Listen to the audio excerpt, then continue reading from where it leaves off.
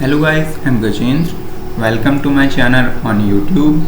Guys, आज के इस अध्याय में हम अभिवादन के कुछ वाक्य सीखने वाले हैं जो कि हिंदी और इंग्लिश दोनों भाषाओं में होंगे। तो आइए चलते हैं अध्ययन की ओर। आइए पहला दिन हम अभिवादन से शुरू करते हैं। जैसा कि आप जानते हैं, भारत में सभी अवसरों पर नमस्ते या नमस्कार कहकर अभिवादन किया जाता है, जो कि हिंदी भाषा में होता है। पर अंग्रेजी भाषा में ऐसा नहीं है। इसमें दिन के अलग अलग समय पर अलग अलग शब्दों से अभिवादन किया जाता है। तो आइए चलते हैं, ये दिन के अलग अलग समय पर अभिवादन किस प्रकार से किया जाता है। अपने से बड़े रिश्तेदार व पद में ऊंचे अधिकारियों के साथ किस तरह से बोलचाल की जाती है वो हम यहाँ पे देख लेते हैं। जैसे कि ऊष्माकाल से लेकर दोपहर 12 बजे तक बोले जाने वाले वाक्य। जैसे कि हम नॉर्मली किसी व्यक्ति से मिलते हैं तो हिंदी भाषा में हम उन्हें नमस्ते या नमस्कार कहकर अभिवादन करते हैं। तो इसी प्रकार से हमने यहाँ पे पहला वाक्य रखा है, नमस्ते दादाजी। इसी को इंग्लिश में हम गुड मॉर्निंग ग्रैंडपा कहेंगे। यहाँ पे हमने ग्रैंडफादर की शॉर्ट शब्द में ग्रैंडपा को शब्द को यूज़ किया है।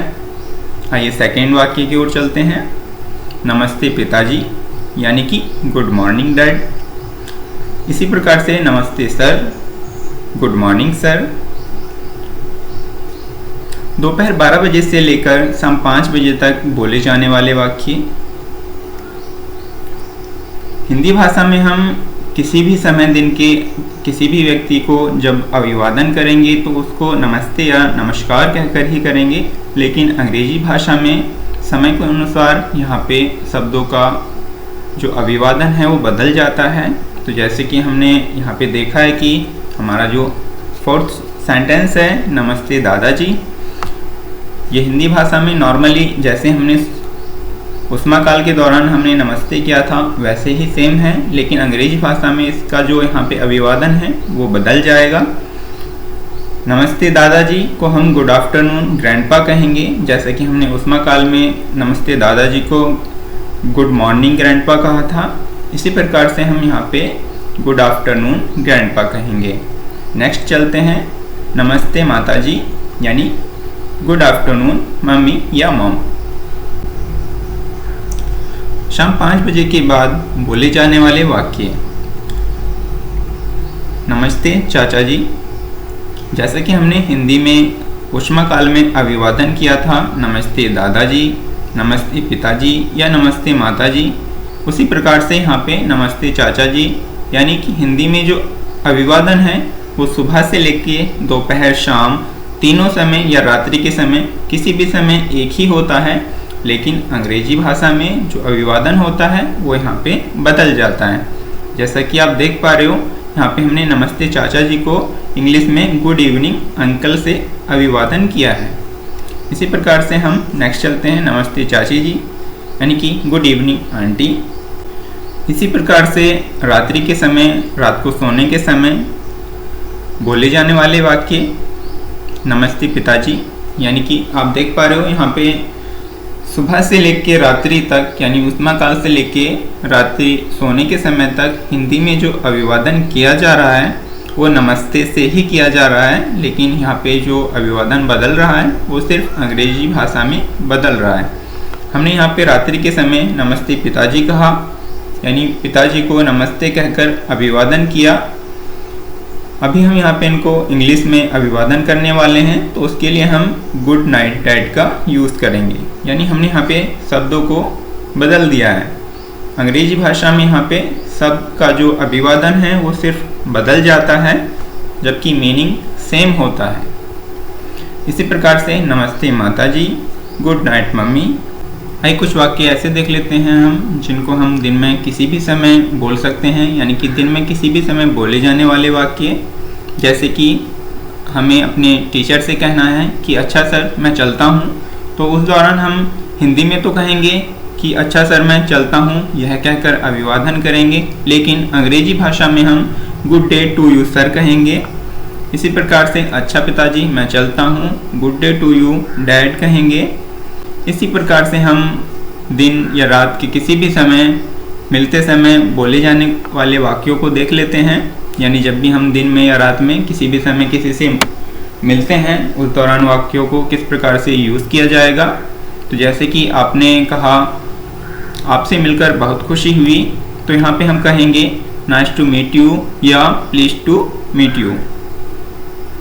इसी प्रकार से दिन या रात के किसी भी समय अपने मित्रों या बराबरी के लोगों से बोले जाने वाले वाक्य को किस प्रकार से कहेंगे। जैसे कि हम नॉर्मली हेलो हाय कह देते हैं, हेलो मिस्टर यानी हेलो मिस्टर। तो ये तो नॉर्मली रहेगा, जैसे कि हिंदी में हम अभिवादन करते हैं उसी प्रकार से यहाँ पे इंग्लिश में भी उसका सेम अभिवादन रहेगा, हेलो मिस। नेक्स्ट चलते हैं, यदि अगर आपके संबंध अपने से बड़ों के साथ बेतकल्लुफ़ वाले हैं तो आप हाय या हेलो का उपयोग कर सकते हो, जैसे कि hello sir, hello dad, hello uncle. दिन अथवा रात विदाई के किसी भी समय बोले जाने वाले शब्द, जैसे कि हम किसी को विदाई के समय बोलते हैं अच्छा चलता हूँ, ये हमारा हिंदी में अभिवादन रहा। लेकिन इसको हम जब इंग्लिश में अभिवादन करेंगे तो उसको हम गुड बाय या फिर बाय बाय कहकर अभिवादन करेंगे। इसी प्रकार से bye bye, see you soon भी बोल सकते हो। हिंदी और अंग्रेजी भाषा के शब्दों में संबोधन का जो अंतर होता है वो आज हम यहाँ पे देख लेते हैं। जैसे कि आपने पहले सेंटेंस में हमने ग्रैंडपा शब्द को यूज़ किया था, यानी हमने ग्रैंडफादर को संक्षेप में ग्रैंडपा कह के वहाँ पे संबोधित किया था। इसी प्रकार से हम फादर के लिए डैड या डैडी शब्द का भी प्रयोग कर सकते हैं। ग्रैंड मदर यानी दादी जी के लिए हम ग्रैंड माँ शब्द का भी प्रयोग कर सकते हैं। मदर के लिए हम मॉम या मम्मी शब्द का प्रयोग कर सकते हैं। इसी प्रकार से हिंदी में कुछ अन्य वाक्यों से संबोधित किया जाता है, जैसे कि किसी भी पुरुष के लिए आदर सूचक शब्द हमें बोलना है तो हम उनको श्रीमान या सर कहकर बुलाते हैं। ये हमारा हिंदी में शब्दों का संबोधन रहा। लेकिन यदि उसको अंग्रेजी में हमें संबोधित करना होगा तो हम उनको अंग्रेजी भाषा में भी सर कहकर संबोधित कर सकते हैं। किसी भी महिला के लिए आदर सूचक शब्द मैडम का प्रयोग किया जाता है। इसी प्रकार से चचेरे ममेरे या मौसेरे फुफेरे भाई या बहन किसी के लिए भी केवल कजन शब्द का प्रयोग किया जाता है, ना कि कजन ब्रदर या कजन सिस्टर। हम यहाँ पे अगर हमारा चचेरा ममेरा या मौसेरा या फुफेरा भाई या बहन है तो उसके लिए हम सिर्फ कजन शब्द का यूज़ करेंगे। हम वहाँ पे कजन ब्रदर या कजन सिस्टर शब्द का यूज़ नहीं करेंगे। विवाहित महिला के नाम या उपनाम से पहले मिसेज तथा अविवाहित महिला के लिए मिस शब्द का प्रयोग करते हैं। मिस शब्द का प्रयोग विवाहित या अविवाहित किसी भी महिला के उपनाम से पहले प्रयोग कर सकते हैं। गाइस, मुझे अपने इस चैनल को और बेहतर बनाने के लिए क्या करना होगा मुझे कमेंट सेक्शन में ज़रूर बताएं।